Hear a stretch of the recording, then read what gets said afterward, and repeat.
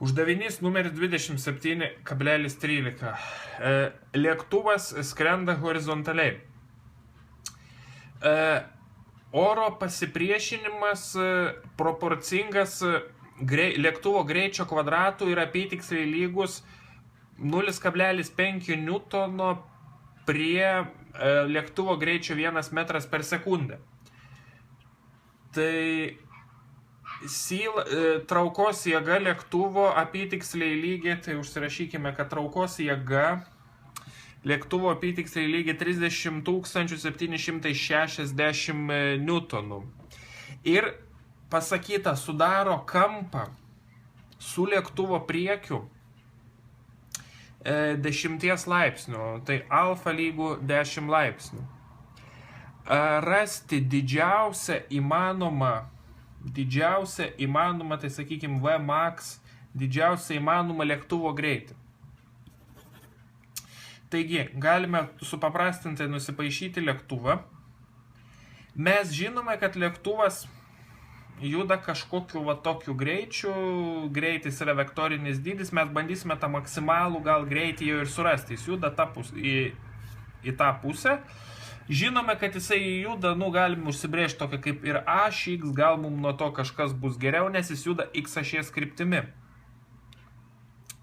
Dabar, sako, yra lėktuvo traukos jėga, kuri buvo duota štai čia ir jinai sudaro su lėktuvo priekiu 10 laipsnių kampą. Tai brėžiame šitą jėgą.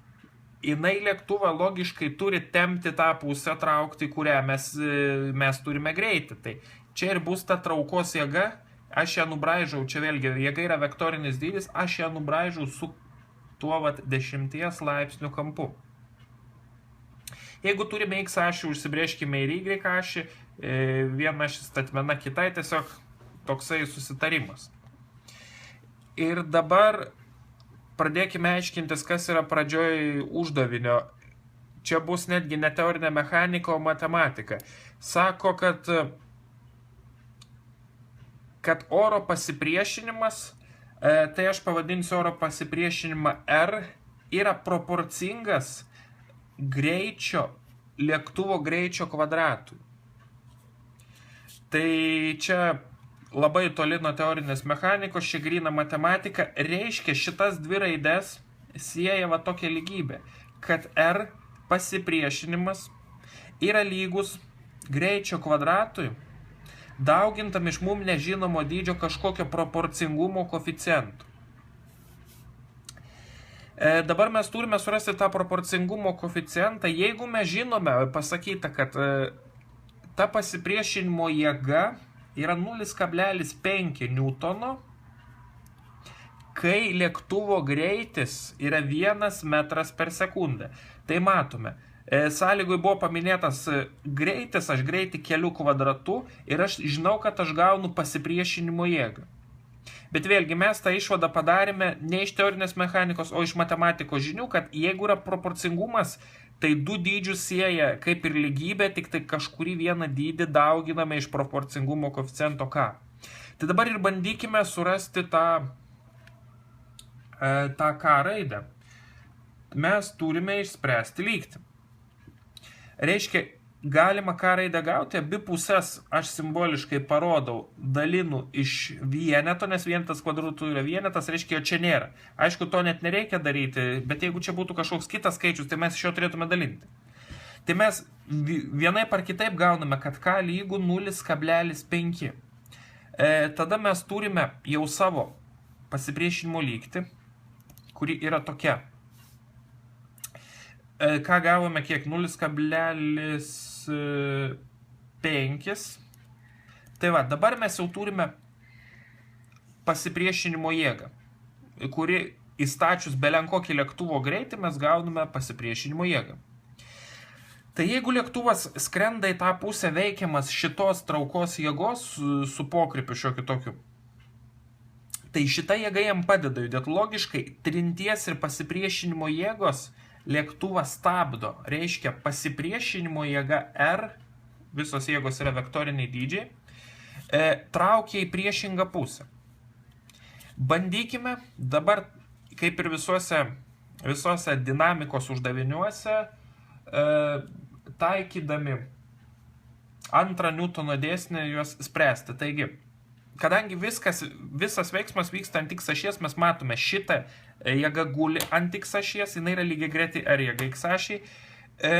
Galima sakyti, šitą jėgą labiau į x ašį pasvirusi negu y. Tai mes ir rašome suma jėgų projekcijų į x ašį pagal Newtono dėsnį lygi masiai proporcingai daugintai iš pagreičio į šitą ašį. Ir dabar mes žinome, kad lėktuvas niekur nėra pasakyta, kad lėktuvas juda greitėdamas, jisai juda tolygiai. Jeigu jis juda ribiniu greičiu, nes mūsų prašo surasti ribinį greitį Vmax, reiškia jisai pasiekia šitą greitį, jis dar greitėti negali. O jeigu jis juda greičiu ir nėra jokio greitėjimo, tai reiškia, kai nėra greitėjimo, nesikeičia mūsų greitis, pagreitis yra lygus 0. Štai šita visa pusė tampa lygi 0. Nes mes masės net neturim, bet dauginam iš 0, gaunam 0. Bet dabar nagrinėkime šitą dabar pusę. Čia sako, suma jėgų veikiančių x ašį. Matau, kad visiškai lygiai grečiai x ašį, kitaip sakant, gražiai galiu paguldyti ant x ašies, yra jėga r. Jėga r rodo į priešingą pusę negu mūsų ašis x. Taigi aš jėgą r, arba kitaip sakant, šitą jėgą mums trukdo judėjimui. Tai šitą jėgą rašau su minusu. Toliau matau jėgą F traukos. Nesupainiokime trinties, irgi taip rašytus, bet čia yra F traukos. Jinai mums padeda judėti. Tai mes ją rašome su pliusu F traukos, tačiau jinai turi kampą. Dabar mes galvokime. Aš padidinsiu šitą brėžinuką, tai štai čia yra F traukos jėga, o čia yra mūsų x ašis. Tai dabar aš bandau spėti, kokių vektorių suma yra šitas pasviręs vektorius F traukos.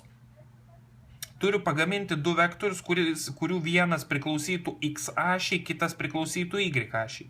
Tai dabar tai būtų šitas vektorius plus šitas vektorius. Viena šito F traukos vektoriaus projekcija yra visiškai x ašiai, kita projekcija yra visiškai y ašiai. Visiškai lygiai greti su y ašim, o šitą lygiai greti su x ašim. Mes turime tą patį kampą 10 laipsnių. Kaip jau kažkuriam video sakiau, mes turime prisiminti, jeigu yra kampai, reikės sinusų ir kosinusų. Atsimenu taisyklę, kad sinusas tai yra susijęs su žodžiu prieš, kosinusas su žodžiu prie. Mes dabar nagrinėjame jėgas x ašį, reiškia, man reikia to vektoriaus stačiajam trikampė, kuris guli ant x ašies. Šitas vektorius yra prie šito kampo. Priešingai, jeigu šito vektorius reikėtų būtų prieš tą kampą, bet tai va šitas vektorius yra prie šito kampo, dėl to aš rašau žinomą kampą, pamatau, kad jis yra prie, dėl to rašau kosinus. Pažymime, kad čia laipsnis matuojame kampus. Taigi, šitą pusę surinkome, šitą pusę sakėme lygi 0, nes lėktuvas juda negreitėdamas. Pagreitis 0, visą šitą pusę patampa 0 lygi. Tada mes bandykime spręsti šitą visą lygtį. Mums neprašo surasti traukos jėgos, mums prašo surasti didžiausiai įmanomą greitį. Mes matome, kad r lygų šitam. Tai mes galime įstatyti, kad tai yra 0,5 v kvadratu. Dabar, jeigu mums reikia šitą greitį surasti, aš šitą narį keliu į kitą pusę su minusu, kad po truputį spręsti šitą lygtį.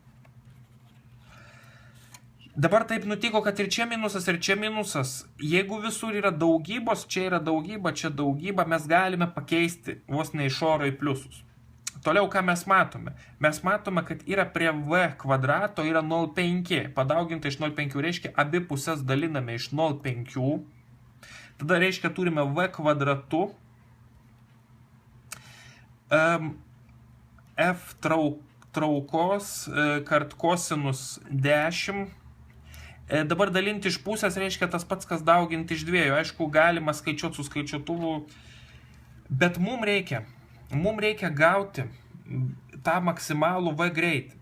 Tai ką aš padarau? Aš traukiu iš abiejų pusių šaknį. Man netelpa rašyti, bet tai vat ką aš padarau? Aš rašau V raidę. Tik aš jos nerašau, nubraukiu šitą kvadratą ir iš šitos pusės ištraukiu šaknį. Ir tada susistatau skaičius, įstatau traukos jėgą, kuri buvo 3760, dauginu iš kosinuso vertės, kurią randu skaičiuotuvę, dauginu iš 2, ištraukiu šaknį ir aš tikrai apytiksliai gaunu atsakymą 246 metrai per sekundę. Man vėlgi netelpa rašyti.